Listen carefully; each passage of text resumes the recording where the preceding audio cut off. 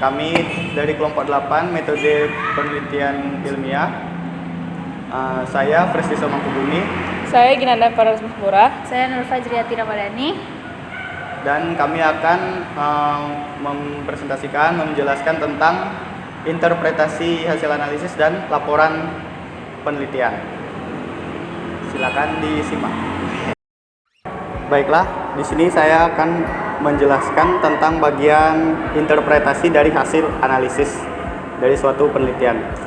Nah, karena hasil analisis itu masih bersifat faktual, maka itu harus dijelaskan kembali oleh peneliti.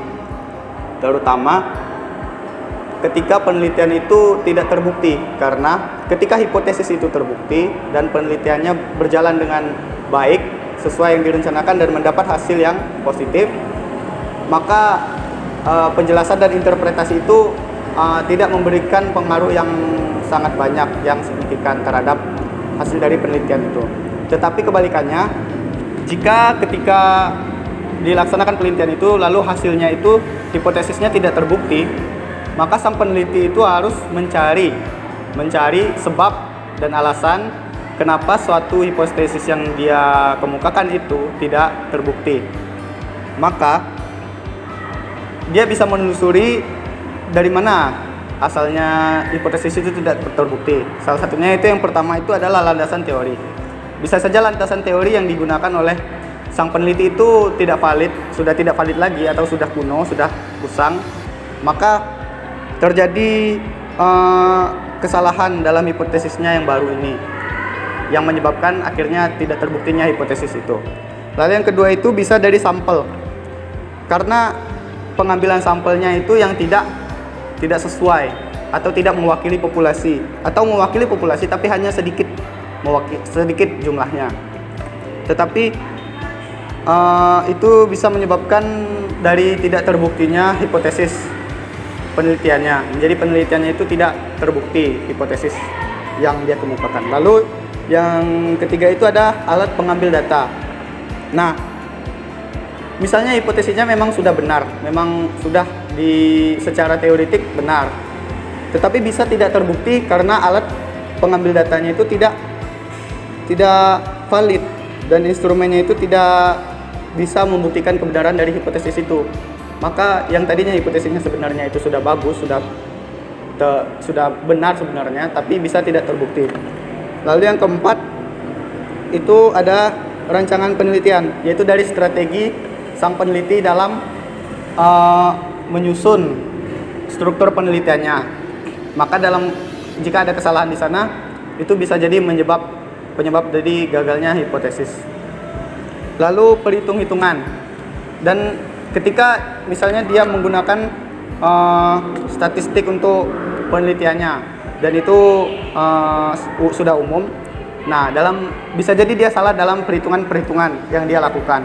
Itu menyebabkan hipotesisnya tidak terbukti walaupun sebenarnya hipotesisnya sudah benar sekali lagi. Lalu yang terakhir itu variabel-variabel luaran, yaitu pengaruh-pengaruh di luar dari data itu yang mempengaruhi data sedemikian banyak sehingga datanya itu menjadi korup atau rusak, yang akhirnya menyebabkan hipotesisnya tidak terbukti. Tapi dalam penelitian, ketika hipotesis itu tidak terbukti, bukan berarti penelitian itu gagal. Disinilah peran dari analisis, dari interpretasi analisis penelitian tersebut untuk mengungkapkan kenapa penelitiannya tidak terbukti hipotesisnya, menjelaskan apa faktor dan penyebab dari tidak terbuktinya hipotesis itu. Maka suatu penelitian yang hipotesisnya tidak terbukti bukan berarti penelitian itu gagal, tapi memang sudah seharusnya peneliti itu dari awal merencanakan semuanya secara cermat dan akurat sehingga hipotesisnya bisa terbukti, dan itu lebih baik, lebih mudah untuk dilakukan untuk interpretasinya. Mungkin itu saja yang bisa saya sampaikan dari interpretasi hasil analisis. Selanjutnya akan dijelaskan oleh teman sekelompok saya, Gina dan Nurul Fajriati. Terima kasih. Selanjutnya menyusun laporan penelitian. Langkah ini adalah langkah terakhir dari setiap kegiatan penelitian. Penelitian yang tidak dipublikasikan akan kurang bermanfaat dalam pengembangan ilmu dan tidak memiliki nilai praktis yang tinggi. Bentuk laporan penelitian pasti berbeda-beda setiap audiensinya. Bentuk laporan penelitian yang ditujukan kepada sponsor akan tidak banyak diwarnai oleh istilah teknis sebagaimana laporan yang ditunjukkan oleh akademisi tinggi atau perguruan tinggi. Secara garis besar, sistematik laporan itu dapat berupa sebagai berikut ini. Yang pertama itu ada bagian awal. Bagian awal itu berisi pertama halaman judul, halaman pendahuluan, halaman daftar isi, halaman daftar tabel, halaman daftar gambar, dan halaman daftar lampiran. Yang kedua bagian inti. Bagian inti ini berisi latar belakang masalah, tujuan penelitian, penelaahan kepustakaan, termasuk rumusan hipotesis. Yang keempat hipotesis, metodologi, hasil, dan interpretasi atau diskusi. Habis itu bagian akhir yang berisi daftar pusaka dan lampiran-lampiran jika ada. Secara umum penelitian yang lengkap akan meliputi beberapa langkah sebagai berikut. Yang pertama, identifikasi pemilihan dan perumusan masalah.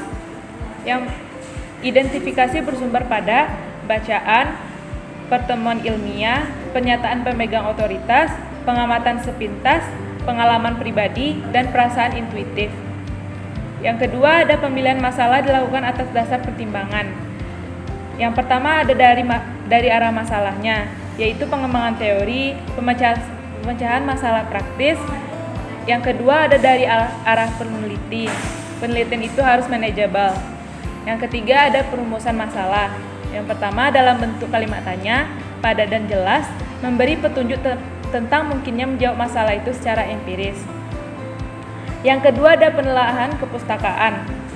Penelaahan kepustakaan perlu dilakukan guna menegakkan landasan teoritis penelitian yang akan dilakukan. Secara garis besar, sumber bacaan dapat dibedakan menjadi dua. Yang pertama acuan umum, yaitu terdapat pada buku-buku teks, dan yang kedua acuan khusus, yang berupa laporan hasil penelitian. Yang ketiga itu ada perumusan hipotesis. Hipotesis itu hendaklah menyatakan pertautan antara dua variabel atau lebih. Yang kedua dinyatakan dalam kalimat deklaratif. Yang ketiga dirumuskan secara jelas dan padat. Yang keempat dapat diuji. Habis itu identifikasi, klasifikasi, dan pemberian definisi variabel. Yang pertama itu ada identifikasi variabel. Peneliti harus dapat mengidentifikasikan variabel-variabel yang terlihat dalam penelitian dilakukannya. Yang kedua, klasifikasi variabel. Variabel yang telah diidentifikasi itu perlu diklasifikasikan. Yang ketiga itu ada definisi variabel. Variabel-variabel yang telah diklasifikasikan itu perlu dibuat definisi operasionalnya. Selanjutnya yaitu pemilihan atau pengembangan alat pengambilan data. Yang dimana menggunakan alat pengambilan data yang telah dipakai atau mungkin mengembangkan alat pengembangan data sendiri.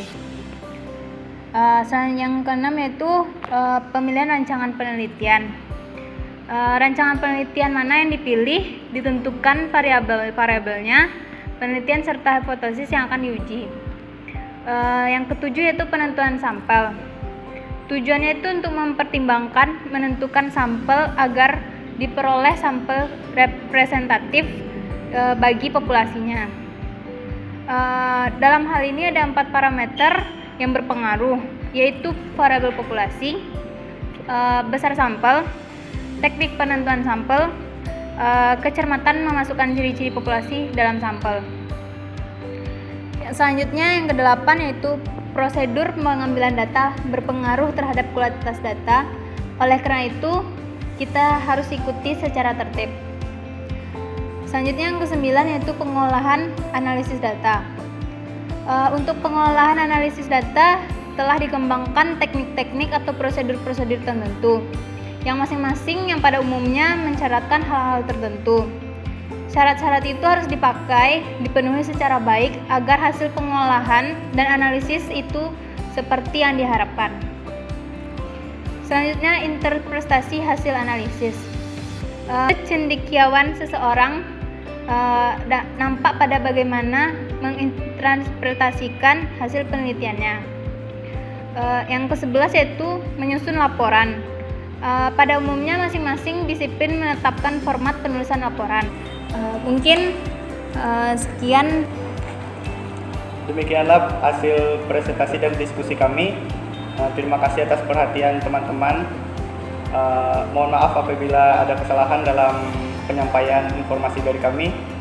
Kami tutup. Wabillahi taufiq wal hidayah. Assalamualaikum warahmatullahi wabarakatuh.